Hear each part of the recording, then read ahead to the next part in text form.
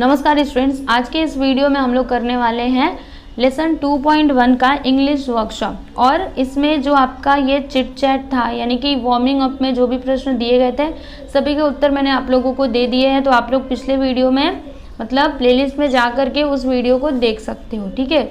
इसके आंसर मैंने पिछले वीडियो में दिए थे। अभी मैं आप लोगों को यहाँ पे इंग्लिश वर्कशॉप में जो भी क्वेश्चन दिए गए हैं ना, इनके आंसर देने वाली हूँ। तो चलिए शुरू करते हैं। तो यहाँ पे सबसे पहला प्रश्न क्या है कि the following anagrams contain words phrases from the poem, guess and write what they are.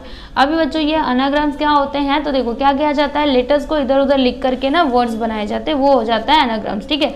तो यहाँ पे कुछ एनाग्राम्स दिए गए हैं जिनको आप लोगों को क्या करना है, लिखना है कि पोएम में उन लेटर्स से कौन सा वर्ड हो सकता है। यानी कि जैसे मैं आप लोगों को एग्जाम्पल से बताती हूँ, जैसे यहाँ पे रेनी टैग, ठीक है। तो पोयम में क्या था, ट्राई अगेन था ना, तो देखो इससे ट्राई बन सकता है, क्या बन सकता है, TRY, ट्राई हो गया। और अगेन भी बन सकता है, देखो AG, फिर A है यहाँ पे, I भी है और N भी है, तो क्या हो सकता है, ट्राई अगेन। फिर आवर केज से क्या हो सकता है, करेज। वेट सर से स्ट्राइव, इससे क्या हो सकता है, रिवॉर्ड। उसके बाद इससे क्या बन सकता है, पेशेंस। और इससे क्या बन सकता है, तो परसिवियर, ठीक है। अगला क्वेश्चन यहाँ पे देखो क्या है कि pick out lines that convey the following from the poem. इसमें ए है, if you keep trying without a doubt you shall win, ठीक है। तो ये जो है ना, यहाँ पे ये जो दिया गया है लाइन, ये आपको जो आपका पोयम है उसमें कौन सा लाइन आपको ये मीनिंग समझा रहा है, कौन सा लाइन है। तो देखो यहाँ पे लिखा है ना, for if you will persevere you will conquer never fear, okay. फिर उसके बाद यहाँ पे अगली लाइन क्या है, it is not shameful to struggle hard. तो इसका आंसर आप क्या लिखोगे, if we strive it is not disgrace though we do not win the race. फिर यहाँ पे नेक्स्ट है, सी क्या है, when others can do the work so can you if you keep trying patiently. तो इसका आंसर देख लो, all that other folk can do why with patience may not you.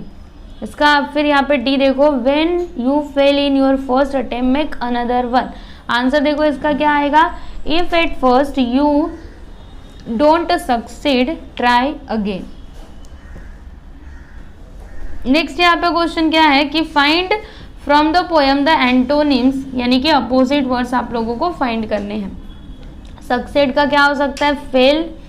Punishment का रिवॉर्ड। करेज का fear. Stop का persevere. और loss का मतलब लूज का क्या हो सकता है, विन, ठीक है, लूज का विन। फिर यहाँ पे नेक्स्ट फोर्थ क्वेश्चन है, answer in your own words. आपको अपने वर्ड्स में आंसर लिखने हैं। तो पहला क्वेश्चन है, what lesson should be kept always in mind, यानी आप लोगों को अपने दिमाग में क्या रखना चाहिए। आंसर देखो, if at first you don't succeed, यानी एक बार में अगर आप लोग सफल नहीं होते, you should try again to get success. आप लोगों को क्या करना चाहिए, फिर से ट्राई करना चाहिए सफलता पाने के लिए। This lesson should be always kept in mind. और ये जो बात है ना, ये आप लोगों को हमेशा अपने दिमाग में बिठा करके रखना चाहिए कि समझिए हम कोई चीज़ पाना चाहते हैं, एक बार में हमने कोशिश की, हमको नहीं मिली, हम थक गए, मतलब हम हार गए, तो क्या आप वहीं पे रुक जाओगे, नहीं, दोबारा से प्रयास करो उस चीज़ को पाने की।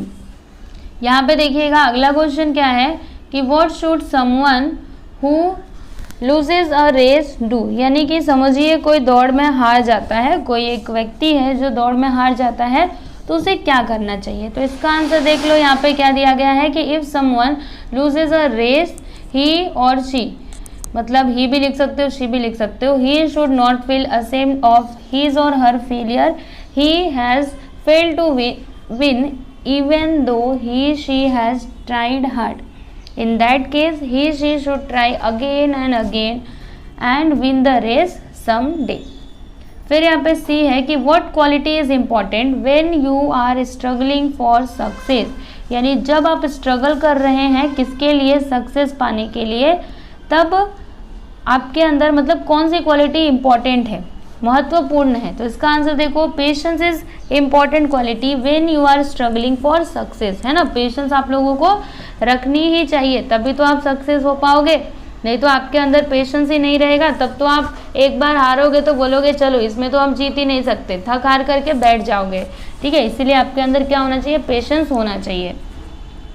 डी है यहाँ पे कि when can success have a greater value when you get it easily or with difficulty, यानी समझिए आपको सक्सेस मिल जाता है एकदम easily, ठीक है, आपको एक सक्सेस मिला है एकदम आसानी से, सफलता आपको मिल गई है बहुत ही आसानी से, और एक बहुत ही कठिनाई से मिली है, यानी उसके लिए आपने बहुत मेहनत की है, तो दोनों में से किसका ज़्यादा इंपॉर्टेंस होगा, किसका ज़्यादा वैल्यू होगा बताओ।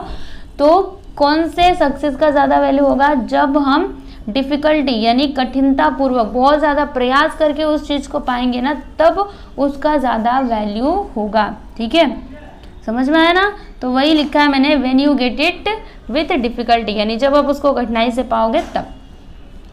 अगला क्वेश्चन है यहाँ पे कि read the poem and fill in the web choosing points from it, आपको पोयम रीड करना है और फिर इसको कंप्लीट करना है। क्या इसमें, what leads to success, okay, तो किसकी वजह से आप लोग सक्सेस हो पाते हो, तो ट्राइंग अगेन है ना, ट्राइंग करते हैं मतलब ट्राई करते हैं, फिर परसिवरेंस, उसके बाद स्ट्राइविंग, पेशेंस एंड करेज।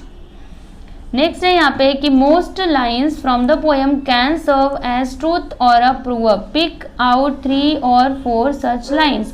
तो इसका आंसर देख लो बच्चों, पहली लाइन है मतलब पहला इसमें पॉइंट है, if at first you don't succeed try again. Second है, if you persevere with courage you will conquer. उसके बाद थर्ड है, though after striving you do not win it is no disgrace.